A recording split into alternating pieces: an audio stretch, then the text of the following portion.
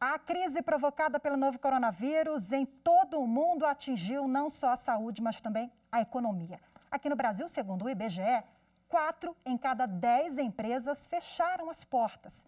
Neste período de pandemia, muita gente foi obrigada a se reinventar. A lanchonete do Alexandre, em Brasília, fechou as portas e passou a funcionar nos últimos meses por aplicativos de entrega. Com o fechamento, nós tivemos que iniciar um projeto que era o projeto do delivery. É um projeto que a gente ia iniciar mais para o meio desse ano. Demos início a esse projeto para ter algum faturamento, para poder não ter maiores problemas com o fechamento do estabelecimento. Nossa equipe agora está recebendo um treinamento com 2 consultoras, né? Para entender como vão ser os novos procedimentos a serem adotados pelo estabelecimento e por eles em relação à roupa, máscara, face shield, né, distanciamento social. Nesta concessionária de veículos, as vendas em maio caíram 40%. Uma das opções encontradas para manter as vendas foi possibilitar a compra de veículos pela internet. Estamos criando diversas facilidades para atrair nossos clientes nesse período.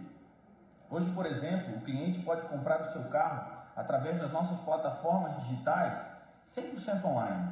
Ele compra o carro 100% de casa. Aprova o seu crédito, avalia o seu seminovo e faz toda a negociação da sua casa. Só vem para a concessionária para assinar o contrato e retirar o seu veículo. Na primeira quinzena de junho, 610 mil empresas haviam fechado temporariamente. Outras 716 mil afirmaram que não vão reabrir as portas, mesmo depois da pandemia do coronavírus. Uma das consequências é o aumento no número de desempregados. No fim do mês passado, o Brasil tinha 12 milhões e 700 mil pessoas sem emprego. Bom, e a gente continua agora nesse assunto. Eu converso ao vivo com um especialista em direito empresarial, doutor Marcelo Tavares. Oi, doutor Marcelo, boa tarde para o senhor. Obrigada por participar conosco. Boa tarde, Rafaela. Boa tarde a todos da TV Justiça e aos nossos telespectadores. Bom, nós acompanhamos a reportagem que a pandemia, a gente está vendo desde março, ela afetou não somente a saúde dos brasileiros, como acertou em cheio também a economia no Brasil e no mundo. Aqui no país, lá em março, foram editadas várias medidas provisórias sobre essa regulamentação, essa relação entre trabalhadores e empregados. O que o senhor destaca, trabalhadores, empresas e empresários, né? O que o senhor destaca dessas medidas?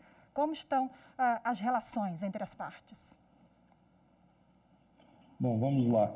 O governo editou algumas medidas com o objetivo não só de proteger o trabalhador nesse período de pandemia, como também aliviar a folha das empresas durante este tempo. Então, inicialmente houve uma medida provisória, que é a 936, depois ela foi convertida na Lei 14.020 e também foi editado o decreto 10.422. Né? Em linhas gerais, as medidas que foram adotadas pelo governo através dessas leis e medida provisória foram de proporcionar redução de jornada, suspensão de contrato de trabalho, com uma garantia de estabilidade por um período. Né? Com a Lei 14.020, agora o empregado tem uma estabilidade após o período de suspensão de 120 dias. Então, o objetivo principal dessas medidas adotadas pelo governo foi proteger o emprego e também permitir que a empresa desonere a sua folha de pagamento durante esse período de crise. Então, essas foram as principais medidas aí para o direito do trabalho. Eu acho que essas medidas, elas deram fôlego às empresas, né? Elas garantiram também, de certa forma, os empregos, né? A demissão já vinha alta no Brasil, agora só piorou. Mas como é que ficam os direitos e garantias dos trabalhadores? Ele precisa prezar pelo diálogo nesse momento? Esse trabalhador precisa prezar pelo diálogo com a empresa, justamente porque nós vivemos nessa situação de excepcionalidade para as duas partes, né? Sem dúvida alguma. O trabalhador também tem que ter a compreensão da dificuldade que a empresa passa, mas é claro que os seus direitos continuam resguardados pela CLT e claro que ele deve fazer prevalecer também as disposições de um eventual acordo individual de trabalho que ele firmou com a empresa.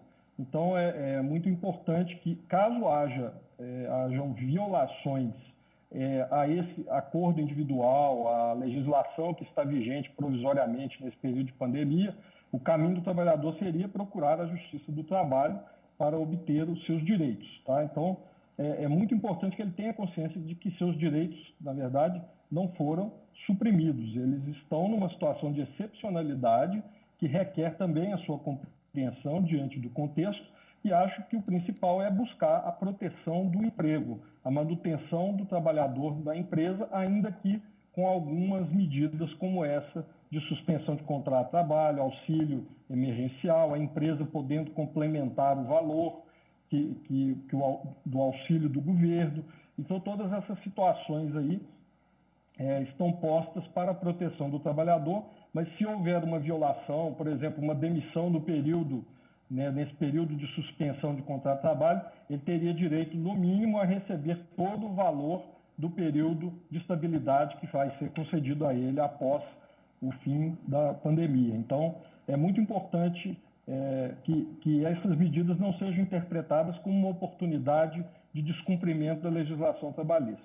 Ok, doutor Marcelo Tavares, agradeço a participação. Muito obrigada pelos esclarecimentos. Uma boa tarde para o senhor mais uma vez. Uma boa tarde e obrigado.